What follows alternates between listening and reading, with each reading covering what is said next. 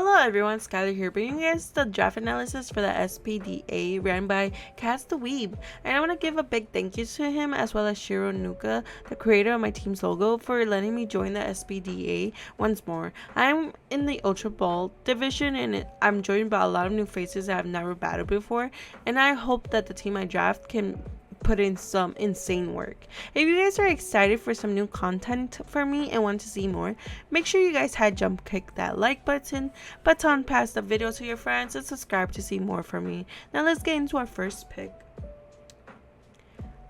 Gouging Fire, nicknamed Tarn. Tarn is a new Pokemon for me. He is a massive threat that can sweep with Dragon Dance Morning's Sun or Scale Shot and booster energy attack. With its high natural bulk, Tark can be a powerful wall breaker and sweeper. It can also use Burning Bulwark to punish revenge killing attempts. However, it has its drawback of its, at best, decent speed. Tark lacks speed and is weak to ground type attack. It is also a fire and dragon type, so why not add one of the two cores by adding our next member? And that's Enamorous Incarnate, nicknamed Andarna. Andarna can help Tarn with its flying type, giving us an immunity to ground type attacks. She is also fast enough that at times we might not need to run as Choice Scarf. Enamorous can be a powerful wall breaker and set up sweeper like Tarn with a superpower set or a choice spec set. She can deal some insane amount of damage. After drafting Andarna, I still wanted a fast Pokemon that can have a diverse move pool, that being second member of the Fire Water Grass Court in Greninja, nicknamed Sawyer. Sawyer has an amazing speed tier, including access to strong water and dark type stab moves. He also has a Battle Bond as an ability, allowing Sawyer to potentially sweep if we get a chance to activate it. Protein is also a good way for Sawyer to deal with Pokemon that might be a check for him by allowing Sawyer to check his types. Choice Spec is an amazing item on Sawyer, allowing him to hit hard on the special side.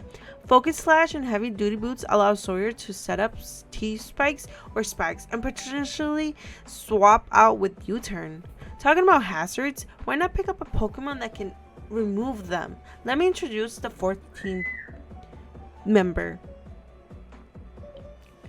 Fortress, nicknamed Mira. Mira not only gives me a rapid spin Pokemon, but a Pokemon that has access to Volt Switch, allowing me to slow pivot out and potentially give me some momentum in the battles. She also has access to several hazard setting moves like Stealth Rock and Toxic Spike. Mira is severely weak to fire type attacks, so the team needs a way to help her out. So why not add a fat ground type Pokemon that can whirlwind away some Pokemons and hazard stacks? We have Tin Lu, nicknamed Burnin. I'm surprised I was able to get Tin Lu on round 5, with it being a reliable hazard setter and a defensive tank in the format. I thought it would have been gone. It's a normal bulk and good defensive type, allowing Burnin to check both physical and special attackers, especially if he holds that Assault Vest, allowing Ruination to deal half damage to whatever wants to come in on it. With the help of Vernon, we have chances to force switch, allowing our first Terra Captain to potentially put in some work, and if she ever gets status, is perfectly fine thanks to her ability Natural Cure. My 6th round pick was Shaman, and I named him Rhiannon. Rhiannon. With Rhiannon having 100 base stats across the board of powerful spammable moves in Sea Flare and reliable recovery, Shaman can be thorn in the opponent's side, and with her being able to Terra into ground, fire, and ice, she can turn her weakness into resistance. We have her run a Choice Scarf to outspeed certain Pokemon, or have a fast Healing Wish support Pokemon. She can also run a Leash Seed set to annoy the opponent. Talking about annoying the opponent,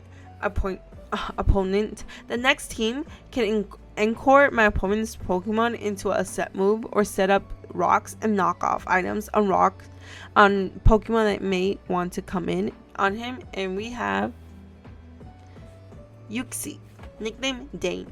Dane is a very supportive team member with the moves like Yarn, Trick, and Thunder Wave, and coverage moves like Draining Kiss and Draining Punch. He can recover some HP, making him annoying for the opponent to deal with.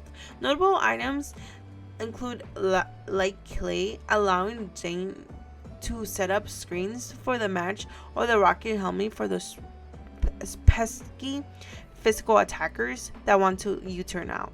Dane also gives the team another ground immunity, which is needed for the next toxic team member, Overquill, nicknamed Jack.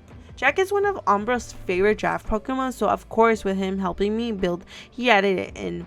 And Jack being my grounded poison type, as well as having Intimidate, I get a flexible offensive and defensive Pokemon. Overquill is an exceptional knockoff absorber with the possibility of having Poison Point activated. Jack has the potential to be a sweeper with moves like Fell Stringer, Skull Shot, and Sword Dance. I hope I can make Umbra proud with Overquill, and he can help the team out as much as possible. Up next is my second and last Terra Captain. She's also our spin blocker and somewhat speedy. Another ground immunity Pokemon we have Miss Magus, nicknamed Violet. Violet is a versatile Pokemon among its price range thanks to its diverse move pool and high speed. Violet can support her team members while also keeping Pokemon at bay with its move pool. With it having levitation, we have another ground immunity, allowing us to get rid of her ghost and dark type weakness by turning into electric type and answering the dark type of weakness with Terra Fairy or Terra Fighting. She can set up a nasty plot and pop off with a life orb, or she can be choiced into a move thanks to Choice Scarf or Choice Spec.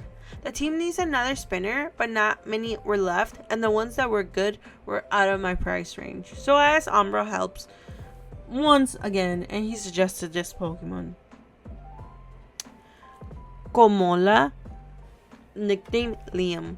Komola cannot be status due to his ability Comatose. In Umbra's words, the little guy is a slept-on rapid spinner that can do decent damage with Earthquake, Sucker Punch, and play rough, especially with special attacks thanks to holding it in a Soul Vest. I wish I could have made Liam a Terra Captain to make Umbra proud, but hopefully Liam can put in some work. Now my final team member ends up getting sniped, so I had to find a way to replace it, and hopefully this guy can do what Electros can't. Otro is Rotom Frost, nicknamed Reddick. Although he may not be the fastest Pokemon, being able to trick or Choice Scarf or Choice Spec onto slow, bulky tanks could change the matchup for the team, possibly winning me the game. Reddick can be offensive with hopefully not missing Blizzard and getting freeze hacks on my opponents, or Will-O-Wisp wisping them if needed. With Redix being the last team member, my draft analysis is complete. I hope you guys enjoyed this video. If you guys did, make sure to jump the like button, but pass the video to your friends and subscribe if you are new and want to see more from me.